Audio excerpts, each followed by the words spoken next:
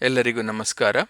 ಇವತ್ತಿನ ಕನ್ನಡ ಸಂಧಿಗಳು ಈ ಪಾಠದಲ್ಲಿ ನಾವು ಅನುನಾಸಿಕ ಸಂಧಿ ಇದರ ಬಗ್ಗೆ ತಿಳಿದುಕೊಳ್ಳೋಣ. ಈಗಾಗಲೇ ನಾವು ಕನ್ನಡ ಸಂಧಿಗಳಲ್ಲಿ ಬರುವ ಲೋಪಸಂಧಿ, ಆಗಮ ಸಂಧಿ ಮತ್ತು ಆದೇಶ ಸಂಧಿಯನ್ನು ನೋಡಿದ್ದೇವೆ. ಅದರ ಬಗ್ಗೆ ವಿವರವಾಗಿ ತಿಳಿದುಕೊಂಡಿದ್ದೇವೆ. ಹಾಗೆ ಸಂಸ್ಕೃತ ಸಂಧಿಯಲ್ಲಿ ಬರುವ ಸವರ್ಣ ದೀರ್ಘ ಸಂಧಿ, ಗುಣಸಂಧಿ, ವೃದ್ಧಿ ಸಂಧಿ ಹಾಗೂ ಎಣ್ಸಂಧಿಯನ್ನು ನೋಡಿದ್ದೇವೆ. ಈಗ ಈ ಪಾಠದಲ್ಲಿ ನಾವು ವ್ಯಂಜನ ಸಂಧಿ ಅಂದರೆ ಸಂಸ್ಕೃತ ಸಂಧಿಯಲ್ಲಿ ಬರುವ ವ್ಯಂಜನ ಸಂಧಿಯಾದ ಅನುನಾಸಿಕ ಸಂಧಿಯ ಬಗ್ಗೆ ತಿಳಿದುಕೊಳ್ಳೋಣ. ಅನುನಾಸಿಕ ಸಂಧಿ. ಈಗ ಅನುನಾಸಿಕ ಸಂಧಿಯನ್ನು ಯಾವ ಥರ ನಾವು ಅದರ ಅನುನಾಸಿಕ ಸಂಧಿಯ ಸೂತ್ರವನ್ನು ತಿಳಿದುಕೊಳ್ಳೋಣ. ಮೊದಲನೇದಾಗಿ ಈಗ ನಮಗೆಲ್ಲರಿಗೂ ಗೊತ್ತಿರುವ ಹಾಗೆ ವ್ಯಂಜನಾಕ್ಷರಗಳು, ಅವುಗಳಲ್ಲಿ ವರ್ಗೀಯ ವ್ಯಂಜನ ಮತ್ತು ಅವರ್ಗೀಯ ವ್ಯಂಜನ, ಹೀಗೆ ಎರಡು ರೀತಿಯ ವ್ಯಂಜನಾಕ್ಷರಗಳು ಇದೆ. ಆ ವರ್ಗೀಯ ವ್ಯಂಜನದ ಪ್ರಥಮ ಅಕ್ಷರಗಳು ಎಲ್ಲರಿಗೂ ಗೊತ್ತಿದೆ. ಕಚಟ ತಪಗಳು ಪ್ರಥಮಾಕ್ಷರಗಳು. ಹಾಗೆಯೇ ಆ ವರ್ಗೀಯ ವ್ಯಂಜನದಲ್ಲಿರುವ ಅನುನಾಸಿಕಗಳು ಕೂಡ ನಮಗೆ ಗೊತ್ತಿದೆ. ಅವುಗಳು ಂಗ, ಞ, ಣ, ನ, ಮ. ಅನುನಾಸಿಕ ಅಂದರೆ ನಾಸಿಕ ಅಂದರೆ ಮೂಗು, ಮೂಗಿನ ಮುಖಾಂತರ ಹೇಳುವ ಈ ಒಂದು ವ್ಯಂಜನವನ್ನು ನಾಸಿಕಗಳು, ಅನುನಾಸಿಕಗಳು ಅಂತ ಕರಿತೇವೆ. ಅಂದರೆ ಮೂಗನ್ನು ಮುಚ್ಚಿದರೆ ನಿಮಗೆ ಇದು ಈ ವ್ಯಂಜನಾಕ್ಷರನ ಹೇಳಲಿಕ್ಕೆ ಬರುವುದಿಲ್ಲ. ಮೂಗನ್ನು ಮುಚ್ಚಿದರೆ ಅದು ಞಞಣನಮ ಹೋಗಿ ಞಞಣನಮ ಅಂತ ಉಂಟಾಗುತ್ತದೆ. ಆದ ಕಾರಣ ಇದು ನಾಸಿಕದ ಮುಖಾಂತರ ಹೇಳುವ ಈ ಒಂದು ವ್ಯಂಜನಾಕ್ಷರ. ಹಾಗಾಗಿ ಈಗ ಪೂರ್ವ ಪದದ ಕೊನೆಯಲ್ಲಿ ವರ್ಗೀಯ ವ್ಯಂಜನದ ಪ್ರಥಮಾಕ್ಷರಗಳಾದ ಕಚಟ ತಪಗಳಿಗೆ ಕ್ರಮವಾಗಿ ಅನುನಾಸಿಕಗಳು ಪರವಾದರೆ ಅದು ಅನುನಾಸಿಕ ಸಂಧಿ ಆಗುತ್ತದೆ. ಈಗ ಅದನ್ನು ನಾವು ಈಗ ಅಲ್ಲಿ ಗ್ರಾಫಿಕಲ್ಲಿ ಯಾವ ಥರ ಬರ್ತದೆ ಅಂತ ನೋಡೋಣ. ಈಗ ಪೂರ್ವ ಪದದ ಕೊನೆಯಲ್ಲಿ ಕ, ಚ, ಟ, ತ, ಪ ಈ ವರ್ಗೀಯ ವ್ಯಂಜನಗಳು ಇದ್ದರೆ ಅದಕ್ಕೆ ಕ್ರಮವಾಗಿ ಂಗ, ಞ, ಣ, ನ, ಮ ಇವುಗಳು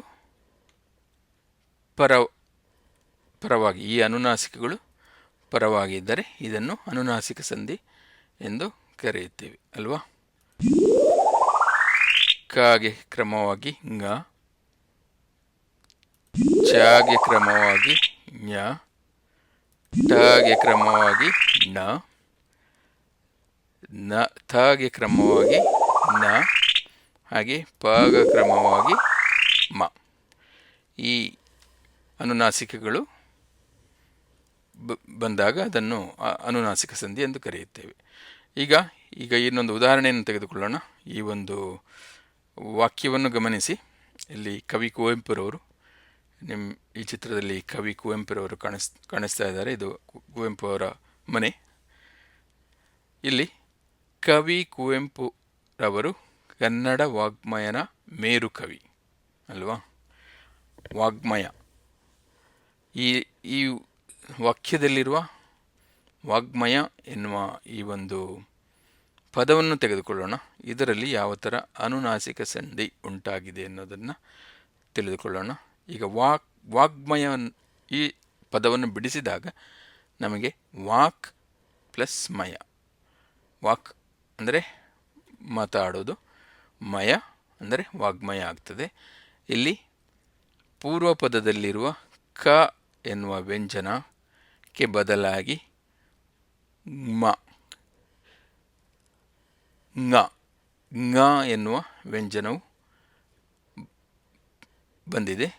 ಆವಾಗ ಅದು ವಾಕ್ ಪ್ಲಸ್ ಮಯ, ವಾಗ್ಮಯ ಉಂಟಾಗುತ್ತದೆ. ಇದು ಅನುನಾಸಿಕ ಸಂಧಿಯ ಒಂದು ಉದಾಹರಣೆ. ಈಗ ಇನ್ನೊಂದು ಉದಾಹರಣೆ ತೆಗೆದುಕೊಳ್ಳೋಣ.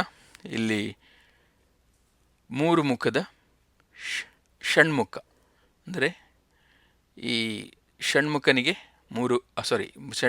ಆರು ಮುಖ, ಷಟ್ಮುಖ ಅಂದರೆ ಷಡಾನನ ಅಥವಾ ಷಣ್ಮುಖ ಹೀಗೆ ಹೇಳ್ತಾರೆ. ಇಲ್ಲಿ 6 ಮುಖಗಳಿದೆ. ಇಲ್ಲಿ 6 ಮುಖಗಳು ಇರುವ ಈ ಷಣ್ಮುಖನು ನವಿಲಿನ ಮೇಲೆ ಕೂತಿದ್ದಾನೆ. ಈ ಷಣ್ಮುಖ ಎನ್ನುವ ಈ ಪದವನ್ನು ನಾವು ತೆಗೆದುಕೊಳ್ಳೋಣ.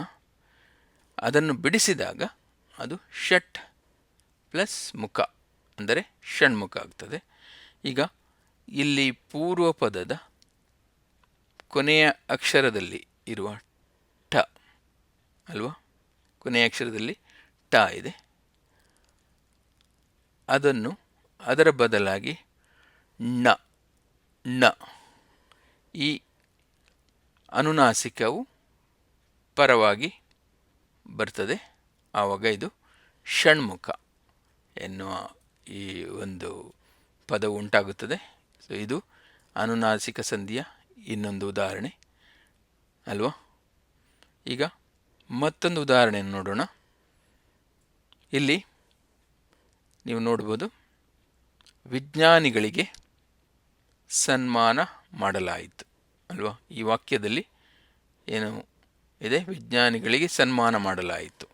ಈಗ ಸನ್ಮಾನ ಎನ್ನುವ ಈ ಪದವನ್ನು ನಾವು ತೆಗೆದುಕೊಳ್ಳೋಣ ಅಲ್ವಾ. ಇದನ್ನು ಬಿಡಿಸಿದಾಗ, ಸನ್ಮಾನ ಎನ್ನುವ ಈ ಪದವನ್ನು ಬಿಡಿಸಿದಾಗ ಸತ್ ಪ್ಲಸ್ ಮಾನ ಅಂದರೆ ಸನ್ಮಾನ. ಸತ್ ಕೂಡಿಸು ಮಾನ ಅಂದರೆ ಸನ್ಮಾನ.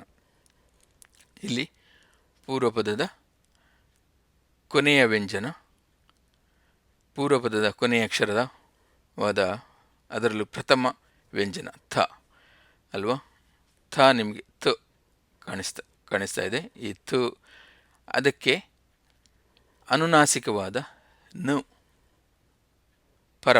ಪರವಾಗಿ ಬಂದಾಗ ಈ ತ ಹೊರಟು ಹೋಗಿ ಅದು ಸನ್ಮಾನ ಉಂಟಾಗುತ್ತದೆ ಅಲ್ವಾ. ತ ಎನ್ನುವ ವ್ಯಂಜನಾಕ್ಷರ ಹೊರಟು ಹೋಗಿ ಅನುನಾಸಿಕವು ಪರವಾದರೆ ಆವಾಗ ಅದು ಸನ್ಮಾನ ಆಗುತ್ತದೆ. ಇದು ಅನುನಾಸಿಕ ಸಂಧಿಯ ಇನ್ನೊಂದು ಉದಾಹರಣೆ. ಈಗ ಈ ಚಿತ್ರದಲ್ಲಿ ನೋಡಿದ್ದೀರಾ, ಇದು ಈ ಒಂದು ಊರು ಸಂಪೂರ್ಣವಾಗಿ ಜಲಮಯವಾಗಿದೆ. ಜಲ ಅಥವಾ ನೀರಿಗೆ ಅಮ್ಮಯ ಅಂತ ಕರಿತೇವೆ. ಈ ಶಬ್ದವು ಬಹಳ ಚಾಲ್ತಿಯಲ್ಲಿಲ್ಲ. ಅಮ್ಮಯ್ಯ ಅನ್ನುವ ಈ ಶಬ್ದವು ಬಹಳ ಜನ ಇದನ್ನು ಉಪಯೋಗಿಸುವುದಿಲ್ಲ. ಅದರ ಬದಲು ಜಲಮಯ ಅಂತಲೇ ಹೇಳ್ತಾರೆ. ಅಮ್ಮಯ್ಯ ಎನ್ನುವ ಈ ಶಬ್ದವನ್ನು, ಈ ಪದವನ್ನು ನೋಡೋಣ. ಇದನ್ನು ಬಿಡಿಸಿದಾಗ ನಿಮಗೆ ಅಪ್ ಪ್ಲಸ್ ಮಯ ಅಮ್ಮಯ್ಯ ಅಲ್ವಾ. ಪ ಇಲ್ಲಿ ಪ ವ್ಯಂಜನಾಕ್ಷರಕ್ಕೆ ಮ ಅನುನಾಸಿಕವು ಪರವಾಗಿ ಬಂದಿದೆ. ಆವಾಗ ಅದು ಅಪ್ಮಯ ಹೋಗಿ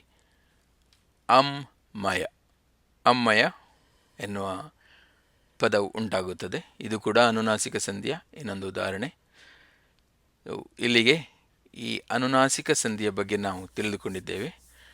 ಈಗ ಈ ಅನುನಾಸಿಕ ಸಂಧಿಯ ಈ ಪಾಠವು ಇಲ್ಲಿಗೆ ಮುಕ್ತಾಯವಾಗುತ್ತದೆ. ಧನ್ಯವಾದಗಳು.